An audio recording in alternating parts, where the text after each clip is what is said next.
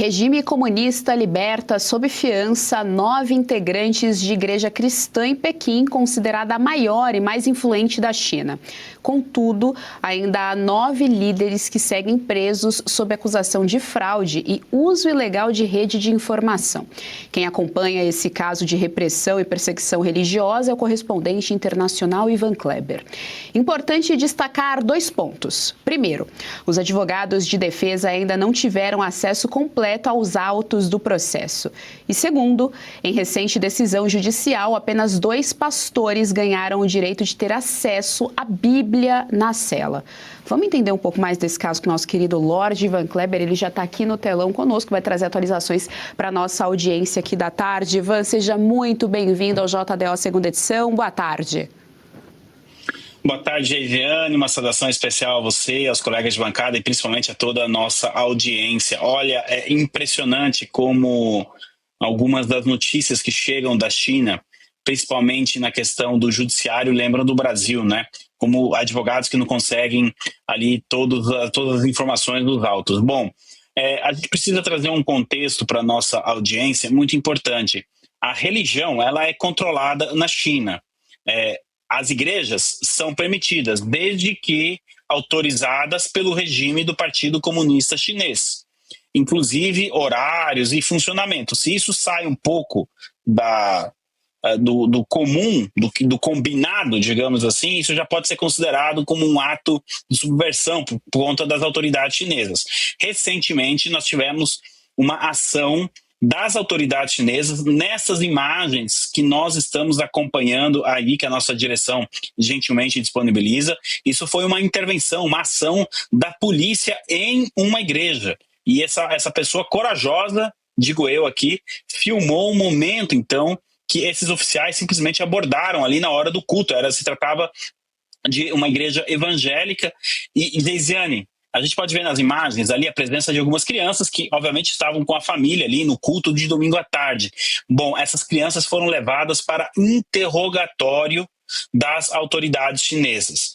Em muitos casos, as igrejas conseguem operar, mas desde que um membro ali da autoridade local acompanhe o culto ou, se for no caso de uma igreja católica, a missa. Obviamente que essa pessoa está ali para acompanhar aquilo que o padre ou o pastor, né, dizem na pregação. Se tiver alguma colocação contra o regime, então essa pessoa pode ser presa ali, como a gente está acompanhando nesse caso, no momento ali, no ato, né? Ele chama os colegas dele que realizam a operação. Vários pastores já foram presos nos últimos anos e no ano passado, inclusive, tivemos uma operação que impediu que alguns pastores conseguissem escapar da China, né? O governo americano vem pressionando a China para que acabe com essa prática de interferência em assuntos religiosos, né?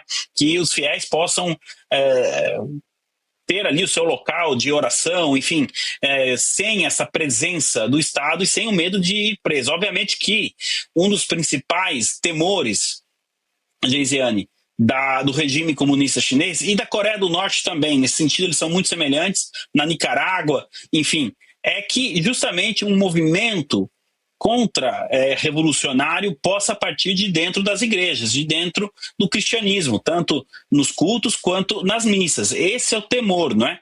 E podemos aqui dizer tranquilamente que, com certeza, o que está escrito na Bíblia vai justamente na contramão daquilo que o regime chinês prega para as pessoas, né? Aplica na prática. Então, quando as pessoas têm acesso à Bíblia e dizem, opa, peraí, acho que a coisa não é bem como o Xi Jinping está dizendo, né? Obviamente que isso pode gerar um movimento de revolta nas pessoas e um movimento contra-revolucionário, como eu disse. O secretário Rubio é uma das pessoas mais empenhadas da administração Trump de tentar pressionar as autoridades chinesas para que terminem essa prática. É uma realidade, nós precisamos levar isso em consideração e esse é um dos motivos pelo qual, nós batemos tanto aqui nessa tecla dessa aproximação do governo brasileiro com o regime chinês. O Brasil é um dos países mais cristãos do mundo. Não tem nada a ver com esse modelo chinês de repressão religiosa. E quando esse modelo chegar no Brasil, se não estiver já chegando, né? como será esse contraste, então, com os fiéis no Brasil. Na China, infelizmente, a situação para os fiéis já é de bastante controle. Na Coreia do Norte, que eu citei um pouco, se vai um pouco mais além, dependendo dos casos, se você tiver uma Bíblia, você pode ir até preso. Aqui na China, no caso, liberaram esses dois pastores de terem acesso à Bíblia, esse livro tão temido pelos comunistas na história. Gisiane. Ivan Kleber, é interessante porque realmente essa realidade não está longe do nosso país. Bom, começando pelos advogados não terem acesso aos autos do processo, ou seja, só para a gente traduzir aqui, o advogado não consegue saber contra o que ele está lutando, qual é a acusação, o que aconteceu, o que está sendo usado ali dentro, ele simplesmente não consegue saber. É o famoso tiro no escuro, ele vai ter que trabalhar, advogar no escuro, sem acesso às informações. Mas, além disso, aqui no Brasil, a gente precisa ressaltar que já há essa perseguição aos cristãos. E a gente pode usar aqui dois exemplos muito claros. Primeiro são os casos de homeschooling, por exemplo. Essas famílias geralmente são cristãs, seja cristã católica ou protestante. Naquele caso que ficou bem conhecido agora, no mês passado, uma das coisas que o juiz alegou é que as crianças não conheciam religiões de matriz africana. Ora, qual é o problema? Ela é cristã, não há problema algum nisso. Não significa necessariamente que está sendo criado algum tipo de preconceito. Significa que existe uma religião que aquela família acredita que está tudo bem, ela tem liberdade para isso. E, ao mesmo tempo, a gente pode colocar aqui também nessa conta o caso do Frei Gilson. Frei Gilson, que o tempo todo tentam acionar o Ministério Público contra ele por dar catequese, por dizer aquilo que está escrito na Bíblia, enfim, no Catecismo da Santa Igreja, assim por diante. A gente sabe também tem muitos pastores que são perseguidos, enfim, os cristãos protestantes também são muito perseguidos aqui no nosso país, só para a gente entender que, infelizmente, também já é uma realidade aqui no nosso país. Claro, lá está muito mais avançado, mas infelizmente também já é uma realidade aqui no nosso país. Deixa eu trazer aqui a tela, Ivan Kleber, os nossos analistas políticos, passar a palavra para a nossa querida Fabi Barroso. Boa tarde, bem-vindo, Ivan. Eu vejo essas imagens com bastante tristeza, o tanto de repressão chinesa. Há famílias aí que a gente vê bem parecido aqui no Brasil com a cena do 8 de janeiro, quando as pessoas foram presas naquele galpão. Né? Tinha isso, senhoras, senhores, né? Não tinha tinha crianças, agora eu me lembrei, no galpão tinha criança, tinha cachorro, né? Então é uma repressão desmedida, mas eu queria aqui linkar, que eu acho importante, que o governo brasileiro, o atual, o governo Lula, está preparando para a emissão, pela primeira vez, dos pandas bonds, né? Que é a emissão de títulos da dívida brasileira em moeda chinesa. Então, de certa forma, o governo Lula está financiando esse regime que alguns que vão viajar lá como turismo fala que, nossa, a China é maravilhosa, não tem nada disso, né? Então, é um contrassenso absurdo. Queria que você falasse a respeito, que eu sei que você acompanhou de perto essa questão de emissão e como o mundo inteiro, né, vai enxergar mais uma vez o Brasil apoiando um regime totalitário. E olha, nessas imagens que nós estamos acompanhando aí, e eu peço à nossa audiência que realmente preste atenção nessas imagens, que são raras, não é sempre que alguém tem coragem de filmar uma operação policial na China. Inclusive, até mesmo a esquerdista BBC News publicou a respeito disso. Eu pergunto para a nossa audiência, que ameaça essas pessoas que estão ali no culto podem representar ao Estado chinês? Que ameaça essas crianças podem representar? É um questionamento que nós precisamos, com certeza, fazer aqui, né? A gente vê pela expressão facial dessas pessoas que elas estavam ali apenas pela religião delas. Sobre essa questão dos panda bonds que a doutora Fabiana abordou, bom, na próxima quinta-feira, se o plano prosseguir, o Brasil deve formalizar, né, um pedido aí de compra por parte da China com a moeda local, com o yuan, de títulos da dívida pública do Brasil. Isso é muito raro. Os chineses estão comemorando essa decisão do governo brasileiro, que na prática é um sinal de afastamento dos Estados Unidos e de aproximação da China.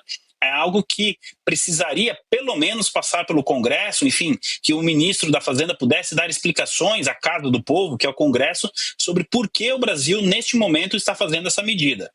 Os defensores desse empréstimo, digamos assim, dizem que é uma maneira de diversificar, não é, o acesso do Brasil a empréstimos, a mercados, e que, olha só, investidores chineses terão mais facilidade em comprar o título da dívida pública do Brasil. Dívida pública essa que só vem aumentando. Doutora Fabiana, é uma jogada extremamente perigosa nesse momento de tensão geopolítica no mundo e que acontece há apenas 3 meses, praticamente 3 meses e meio do primeiro turno das eleições. Essa decisão deveria ser deixada para depois das eleições. Nós estamos acompanhando as pesquisas, é uma eleição que será amplamente disputada com grandes chances da direita vencer, né, através do Flávio Bolsonaro. Então, é uma maneira também do governo Lula, entre aspas, deixar uma armadilha, um compromisso para o próximo governo com os chineses. Agora eu pergunto, a sociedade brasileira está sabendo disso? Porque não é comum, repito, não é normal que um país, não é tão habitual, melhor dizendo, que um país do tamanho do Brasil, com a economia do Brasil, que é assim, a economia do Brasil é grande. Apesar aí do senhor que está do lado, Xi Jinping, a economia do Brasil ela é grande. Precisaria pegar este empréstimo com os chineses? Não teríamos outros mercados, né, mais acessíveis em dólar? E não é porque é uma questão do dólar ser uma moeda norte-americana ou não, mas é a moeda corrente nas transações internacionais.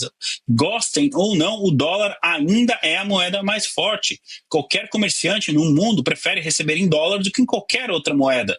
Então, o governo brasileiro vem fazendo esse movimento extremamente perigoso e depois não adianta reclamar se o presidente Trump tomar alguma medida para diminuir essa influência da China em relação ao Brasil, porque essa medida do governo Lula afasta o Brasil do seu habitat natural, que é o Ocidente cristão. Geisiane, devolvo para você. Deixa eu trazer aqui a tela novamente os nossos analistas políticos. Serrão, antes de passar a palavra a você, quero ressaltar aqui para a nossa audiência que uma das alegações em relação aos cristãos que estão lá na China é a seguinte, uso ilegal de redes de informação. Por que eu quero trazer isso aqui? Porque a gente precisa colocar nessa conta que o nosso STF, por exemplo, já declarou abertamente que é admirador do STF, digamos assim, do STF de lá, da China, que admira esse regime. O Barroso já foi lá entender como é que funciona a inteligência artificial e a inteligência especificamente aplicada ao judiciário deles. E no Gilmar Palusa, eu confundi até o festival, eu ia falar Lula Palusa, mas não, esse foi o Gilmar Palusa, eles discutiram inteligência artificial. O Nunes Marques, no TSE, também já deu tom à inteligência artificial. Então, quer dizer, tudo chegando aí, tudo voltado à rede social. Hoje, eles chamam de fake news. Amanhã pode ser o uso da Bíblia. Passo agora a palavra a você, sua pergunta para o nosso querido Lorde. Pontuação importante, Lorde Ivan Kleber, porque a democratização do comunismo parece ser uma utopia tão grande quanto a implantação da honestidade da vida pública brasileira. Mas vamos lá, vamos tentar. O que tem dito o Papa, que é tão crítico do presidente norte-americano, sobre essa questão chinesa? O Vaticano já fez uma posição mais dura em relação a esse problema que acontece com os religiosos na China? Serrão, boa tarde, sempre uma alegria estar aqui com você também. E olha, só para concluir o que a Geisiane está trazendo, para as pessoas terem uma noção, muitas vezes os fiéis são acusados de desinformação e os pastores também são acusados de alimentar uma narrativa, né, que coloque o país, a China, a ordem social em perigo. Portanto, né, seria necessária essa ação, então, porque a acusação é de que eles utilizam os cultos e as missas para passar desinformação, algo que acontece também na Nicarágua. O posicionamento do Papa Leão XIV, Serrão, ele vem na linha, tentando, melhor dizendo, reverter um trabalho que o seu antecessor, o Papa Francisco, havia estabelecido, ou seja, o Papa Francisco tentou, de alguma maneira, um diálogo com o Partido Comunista Chinês para que os fiéis católicos pudessem ter ali a sua liberdade religiosa garantida. Isso nunca entrou na prática, né? Isso nunca aconteceu na prática e, inclusive, especula-se, né, que essa questão da China seja um dos principais pontos para o Papa Leão XIV, ou seja, ele deve intensificar, ele já vem criticando esse posicionamento, mas ele deve intensificar ainda mais nos próximos meses, porque aquele, aspas, acordo que foi feito com o Papa Francisco, definitivamente não pode ser levado adiante, Serrão, porque era um acordo que, por exemplo, previa a indicação dos bispos da Igreja Católica por parte do Partido Comunista Chinês. E é algo que a atual configuração do Vaticano não pode aceitar, porque vai justamente na totalmente na contramão da doutrina da Igreja Católica. Então, o Papa também, além da China, vem criticando muito o que vem acontecendo com os cristãos na Nigéria, no programa de Leste a Oeste, não é? Que vai ao ar aqui sexta-feira comigo, Ana Paula Henke, o Bernardo e o Flávio.